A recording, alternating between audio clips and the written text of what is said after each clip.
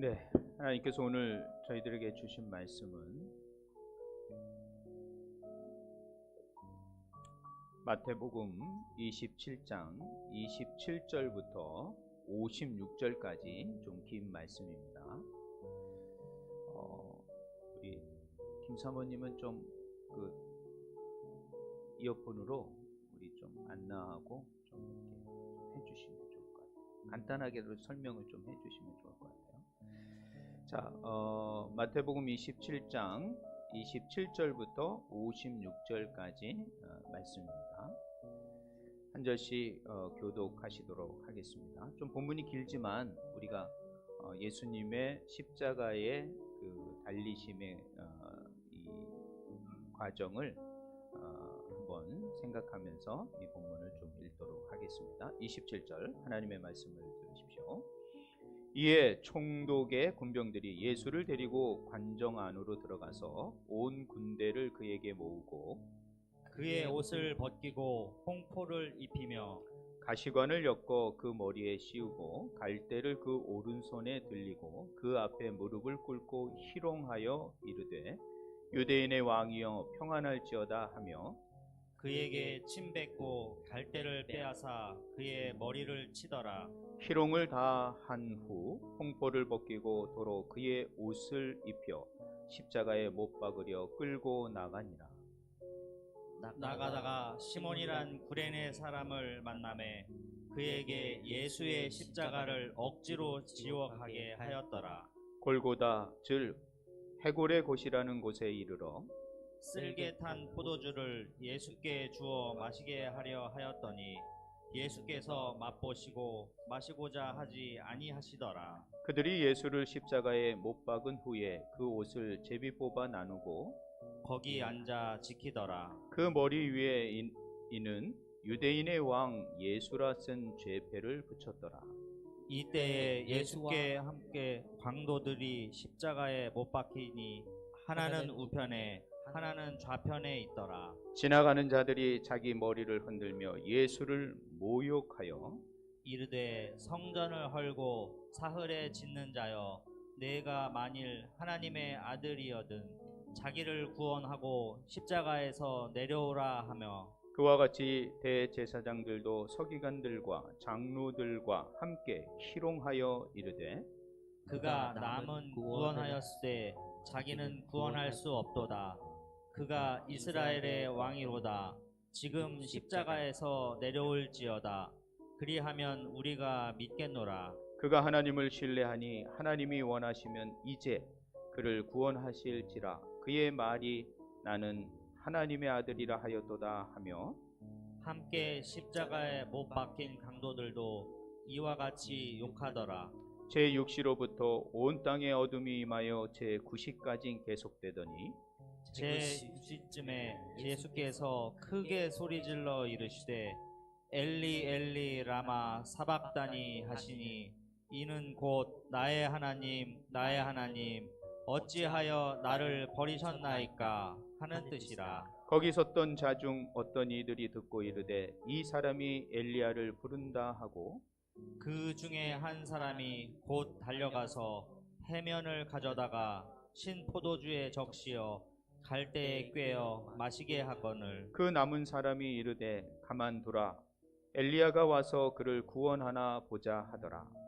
예수께서 다시 크게 소리 지르시고 영혼이 떠나시니라. 이에 성소 휘장이 위로부터 아래까지 찢어져 둘이 되고 땅이 진동하며 바위가 터지고 무덤들이 열리며 자던 성도의 몸이 많이 일어나되 예수의 부활 후에 그들이 무덤에서 나와서 거룩한 성에 들어가 많은 사람에게 보이리라. 백부장과 및 함께 예수를 지키던 자들이 지진과 그 일어난 일들을 보고 심히 두려워하여 이르되 이는 진실로 하나님의 아들이었도다 하더라. 예수를 섬기며 갈릴리에서부터 따라온 많은 여자가 거기 있어 멀리서 바라보고 있으니 그 중에는 막달라 마리아와 또 야고보와 요셉의 어머니 마리아와 또 세베대의 아들들의 어머니도 있더라. 아멘.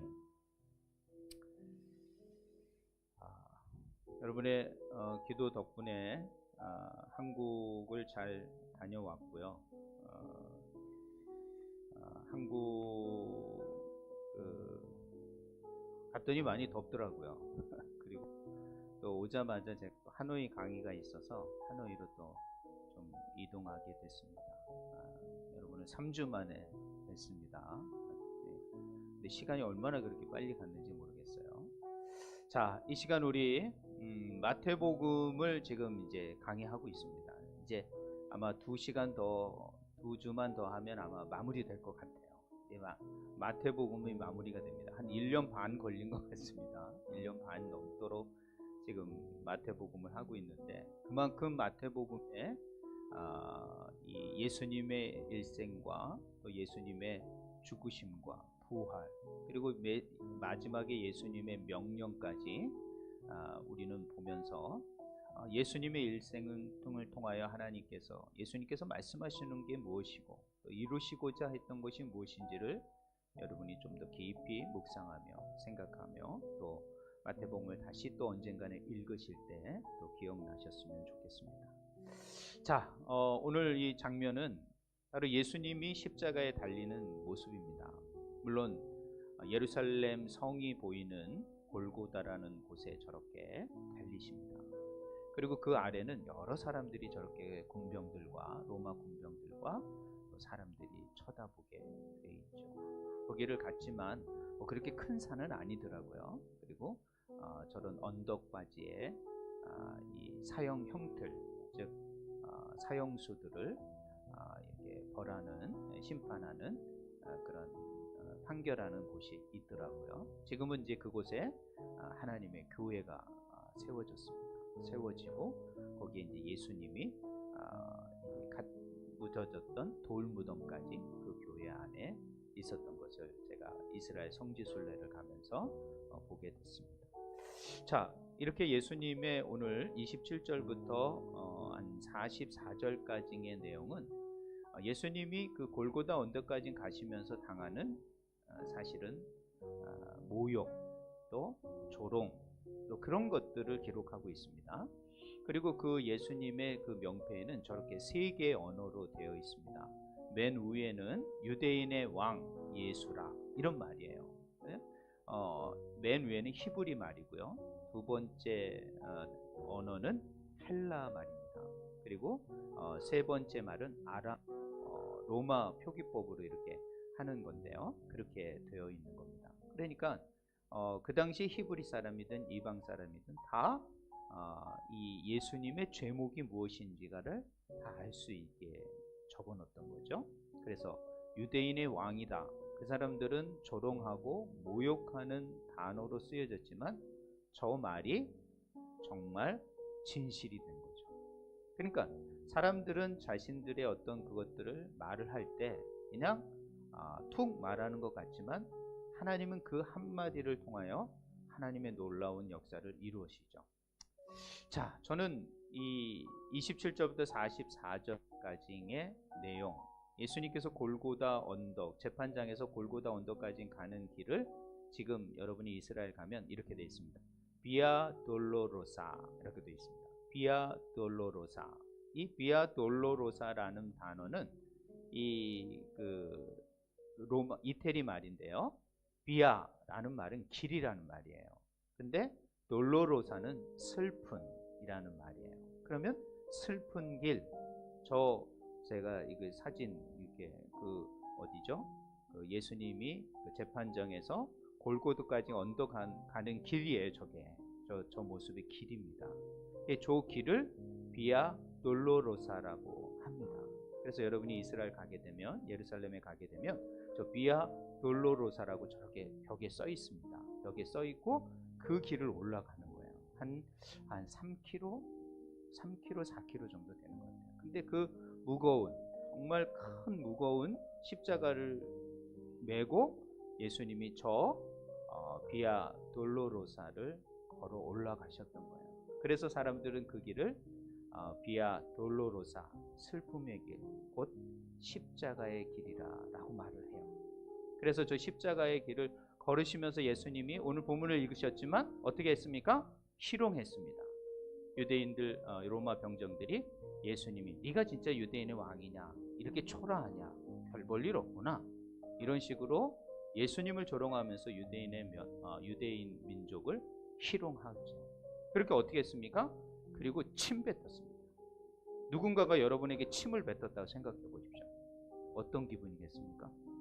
그것도 뭐 잘못한 것도 아니고 그냥 가고 있는데 침을 탁 뱉었어. 참을 사람이 있습니까? 이 모욕감, 이 수치 여러분 견딜 사람이 없습니다. 그리고요 그거 갈대를 뒀던 그걸 뺏어 가지고 예수님의 머리를 탁 쳐버리는 거예요. 생각해 보십시오. 누군가가 여러분의 머리를 그냥 한 대 친다고 생각해 보십시오. 얼마나 당황스럽고 얼마나 이 기분 나쁜 일입니까? 예수님이 지금 그런 상태를 가고 있는 거예요. 가면서 또 많은 사람들이 뭐라고 말합니까? 야, 너가 진짜 하나님의 아들이면 좀 여기서 하나님 앞에 구원 받아 달라고 해 하고 놀립니다. 그리고 십자가에 올려지자 더 놀리는 거죠. 정말 너는 남을 구원하면서도 왜 너를 구원하지 못하느냐라는 조롱과 놀림. 또 그 옆에는 강도들도 같이 달렸습니다. 근데 그 강도들마저도 옆에서 예수님을 욕하는 거예요. 강도가 강도 취급을 하는 거예요, 예수님한테. 생각해 보십시오. 예수님은 어떻게 해서 이런 희롱과 모욕과 조롱과 침뱉음과 놀림과 머리를 맞는 것과 강도들인 강도에게도 강도 취급을 당하고 있는 것일까요? 도대체 왜 예수님은 왜 이런 길을 가셔야 하는지를 우리는 한번 좀 생각해 보셔야 합니다. 마태는 왜 이렇게 수치스럽고 모욕하고 이런 예수님을 조롱하는 이 이야기를 아주 가감없이 기록하고 있는 것일까요? 이거에 대해서 우리는 한번 좀 도대체 예수님이 저런 비아 돌로로사의 길을 간 이유가 무엇일까? 그리고 더 나아가서는요, 이것은 세상으로부터의 버림받음이에요. 어떤 한 사람, 거기 있는 사람들에게 버림받은 게 아니에요. 세상으로부터 버림받은 것이고요. 또 같은 유대인으로부터의 고발과 고소로 인하여 버림받은 거예요. 더 나아가서는요, 그의 고향 나사렛과 그의 형제들로부터도 사실은 버림받았어요. 그것뿐인가요?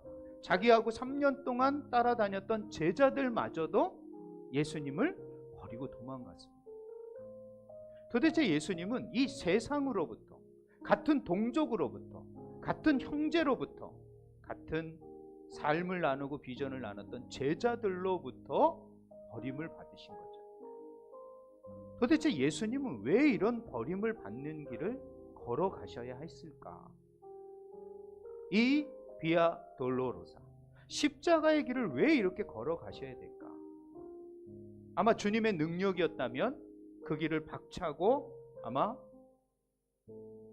뭔가 뒤집어 엎는 그런 일들 충분히 하실 수 있는 능력을 가지신 분이에요.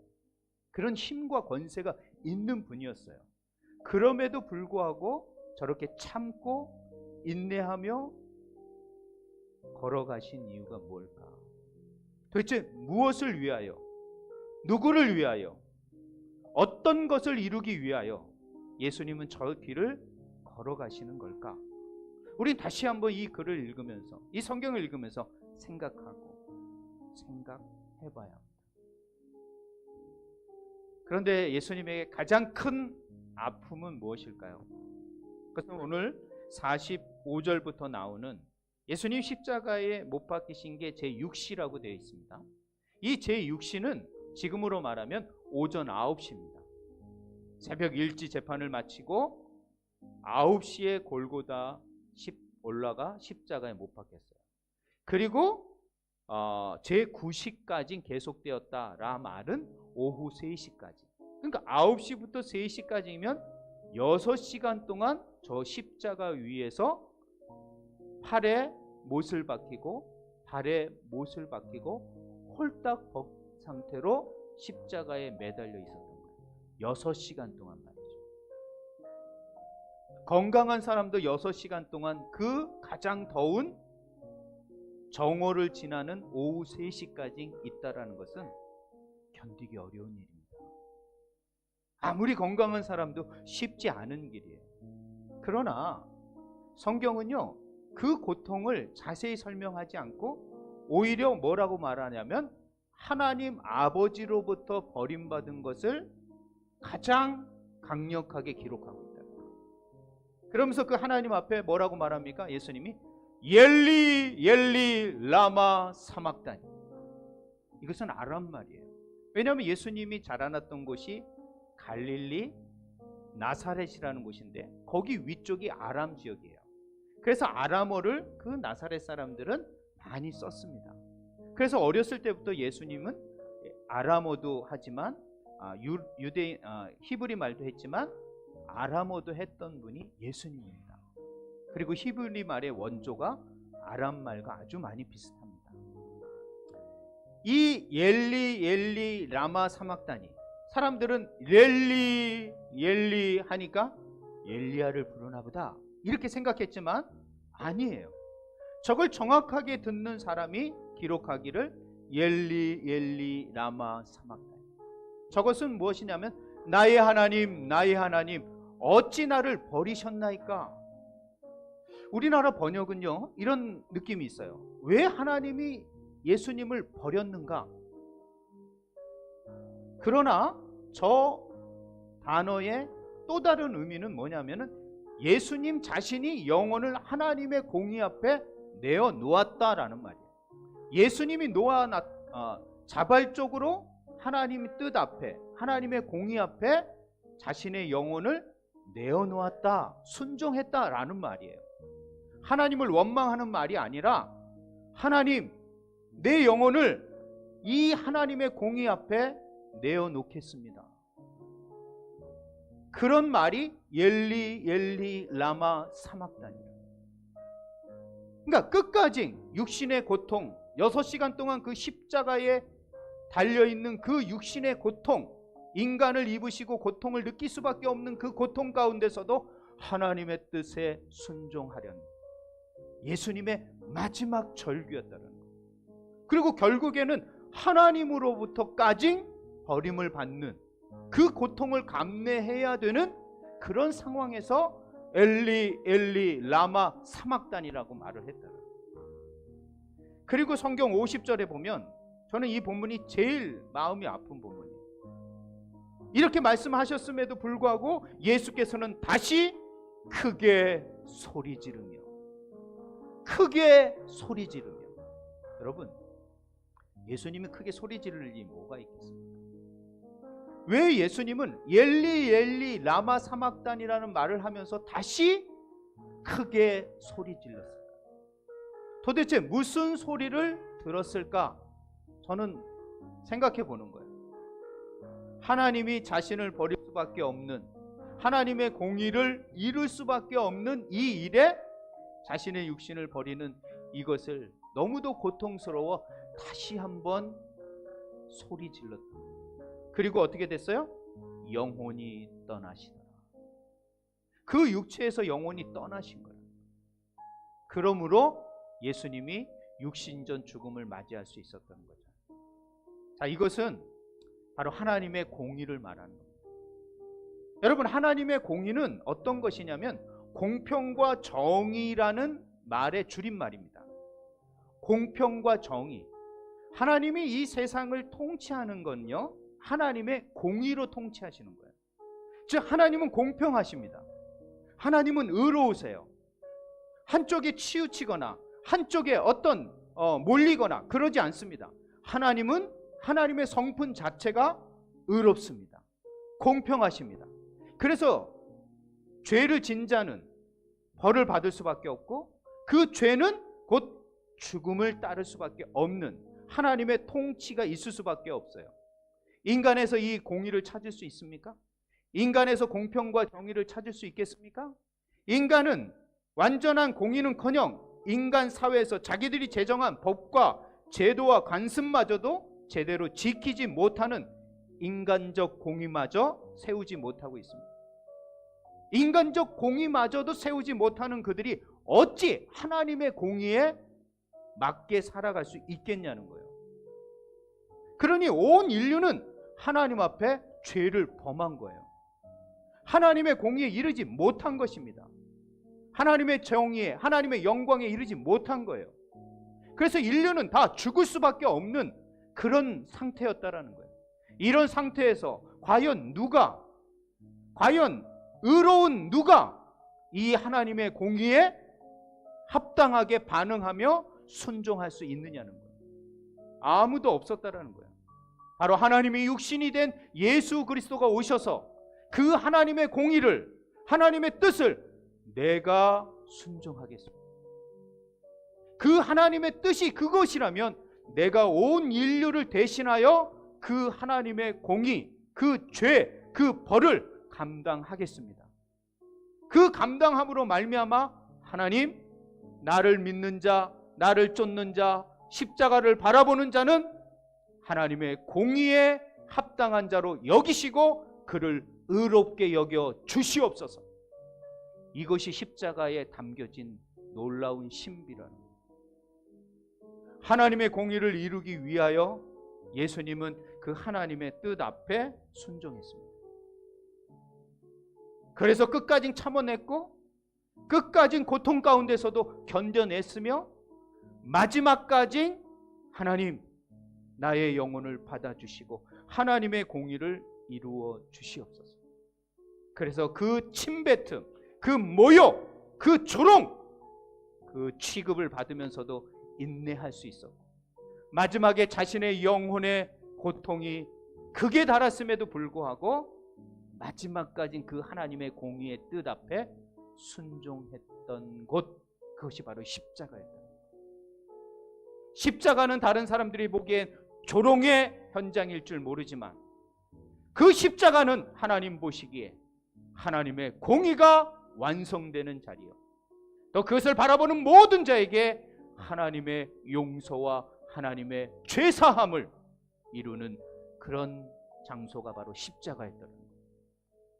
그러므로 우리는 십자가를 바라볼 때 조롱의 장소가 아니라 하나님의 놀라운 공의가 성취되어지고 하나님의 놀라운 죄 용서함과 구원이 이르는 장소가 십자가라는 것을 바라보셔야 돼요.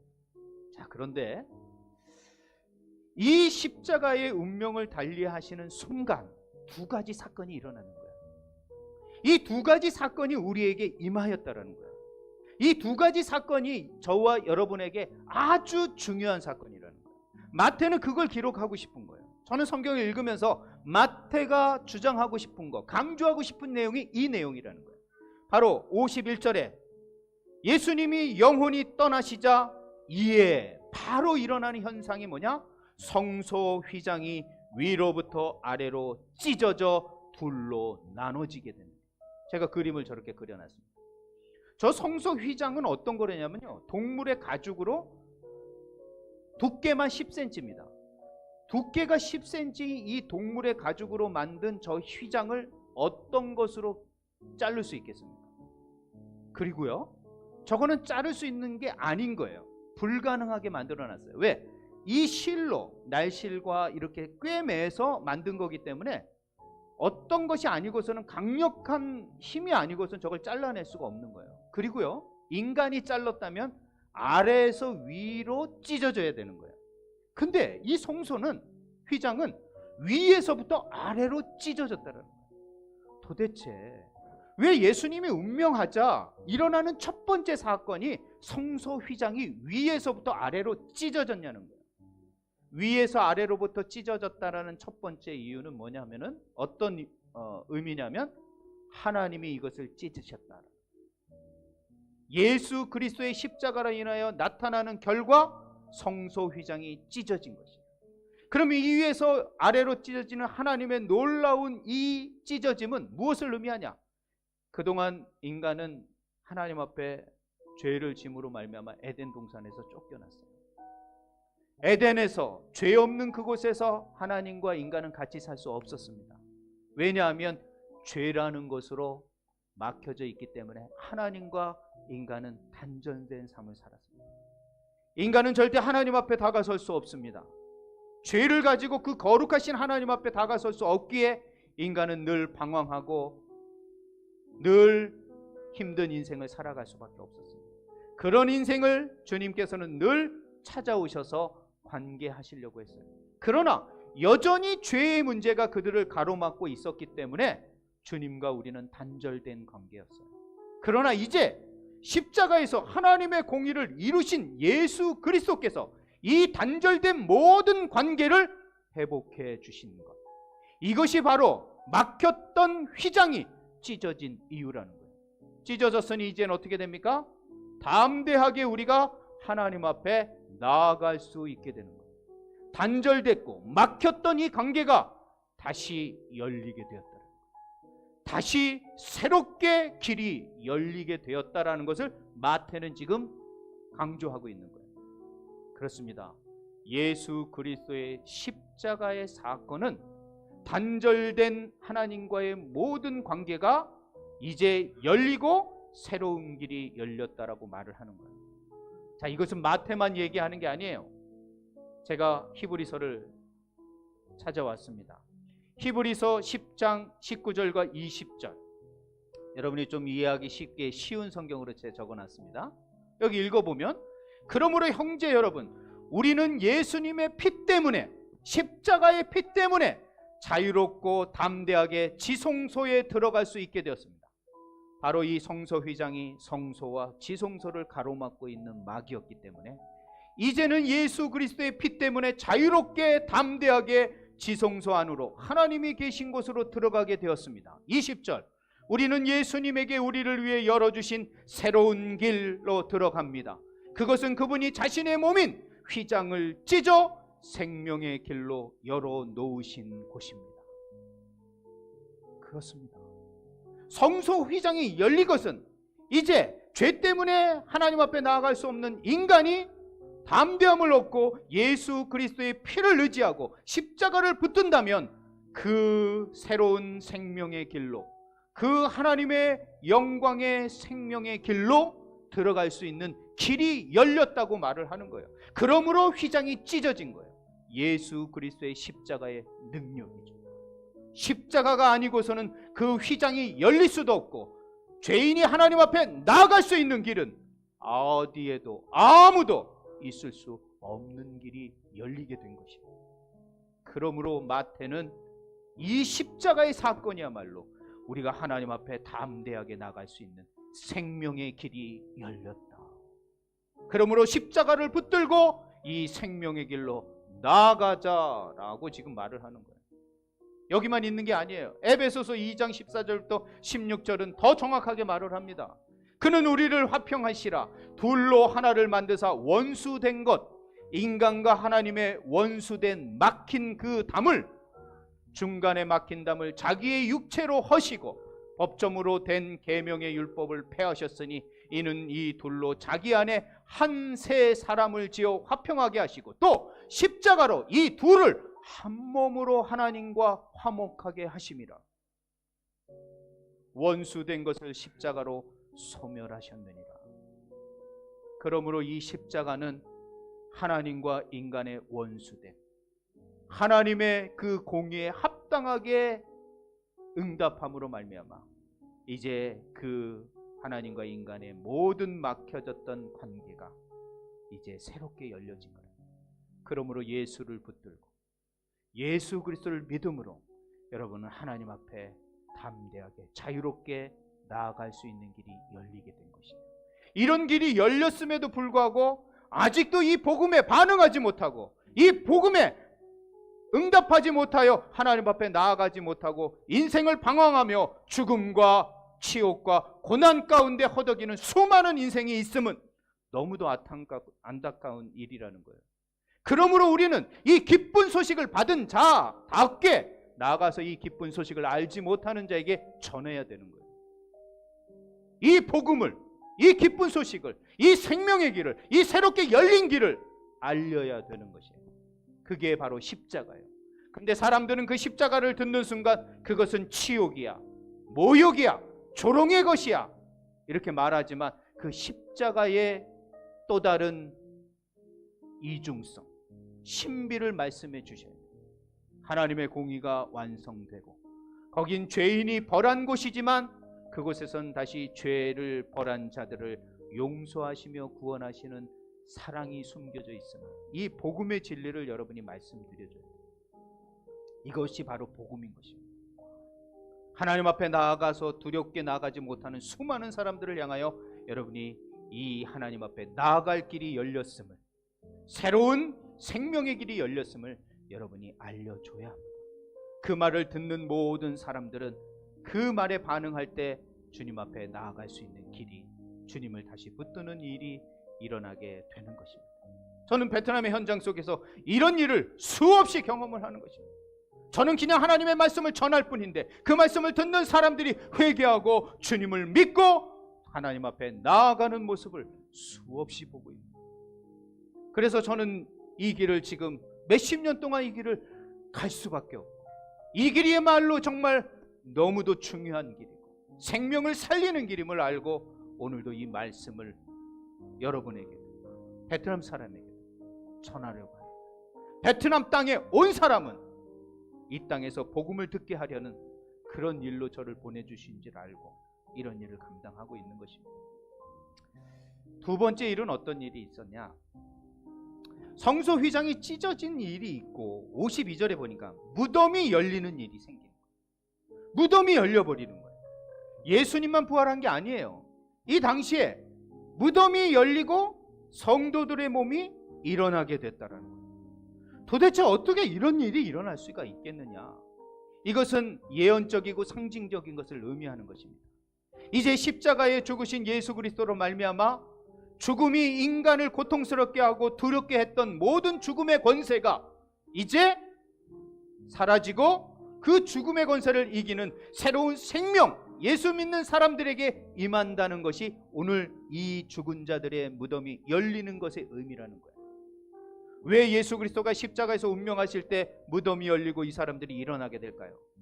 앞으로 오늘 53절에 보면 예수의 부활 후에 그들이 무덤에서 나와 거룩한 성에 들어가게 될 것이다. 바로 예수 그리스도가 부활하신 후에 그를 믿는 모든 사람들이 이제는 죽음에 갇혀 있는 것이 아니라, 무덤에 갇혀 있는 것이 아니라 그들은 다시 새로운 생명으로, 부활의 생명으로 일어나게 될 것이다 라는 것을 지금 말하고 있는 거예요. 그러므로 십자가는 모든 하나님과의 막힌 담이 열려질 뿐만 아니라 죽음의 권세 가운데, 죽음의 고통 가운데 허덕이며 살아가는 수많은 인생들에게 새로운 생명, 새로운 소망, 새로운 구원, 천국을 바라볼 수 있는 소망을 제시하는 하나님의 구원의 십자가라는 것을 말하고 있는 거예요. 사랑하는 주 안의 성도 여러분, 십자가, 많은 사람들이 그 십자가를 보면서 조롱하고 모욕했습니다. 그러나 하나님은 그 저런 모욕의 십자가를 통하여 온 인류를 용서하셨고 온 인류를 구원할 하나님의 구원의 십자가로 바꾸어 놓으셨습니다. 그러므로 우리는 저 십자가를 매일매일 바라봐야 합니다. 모욕과 조롱의 대상의 십자가가 아니라 나의 죄가 용서되어지고 나를 새로운 생명길로 하나님에게로 나아갈 수 있는 구원의 십자가임을 바라봐야 되는 것입니다. 십자가를 그런 복음의 생명의 길로 바라보는 모든 자에게 하나님의 놀라운 구원은 임하게 되는 것입니다. 이제 모든 죽음의 고통도 여러분을 엄습하지 못하게 할 것입니다.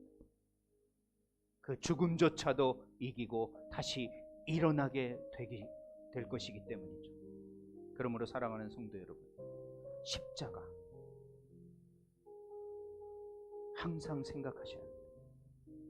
이 십자가를 순간순간 놓치면 여러분의 모든 구원이, 하나님 앞에 나아가는 모든 것들이 다시 막힐 수가 있어요. 마지막으로 저는 스펄전 목사님의 고백으로 이 설교를 마칠까 합니다. 여러분 마음속에 잠시라도 십자가를 지워버리지 마셔야 합니다. 주께서 재림하실 날 하늘의 법정에서 하나님의 우편에 앉으신 예수께서 우리의 마음에 십자가와 보혈이 있나 없나 보실 것입니다. 그 십자가를 볼 것입니다. 우리 안에 그 십자가를 붙들고 있느냐? 그 십자가를 바라보고 있느냐? 그 십자가로 하나님 앞에 나왔느냐? 십자가를 의지했느냐? 이거 하나로 우리를 판단하실 것입니다. 십자가가 없는 자 다시 저주의 자리로, 하나님의 공의의 자리에 서게 될 것입니다. 그러나 십자가가 있는 그런 하나님의 성도는 새로운 길, 생명의 길, 곧 영생의 길로 인도해 주실 것입니다. 그렇기 때문에 우리는 순간 십자가를 놓쳐서는 안 됩니다. 이 십자가를 붙드는 저와 여러분이 되셔야 합니다.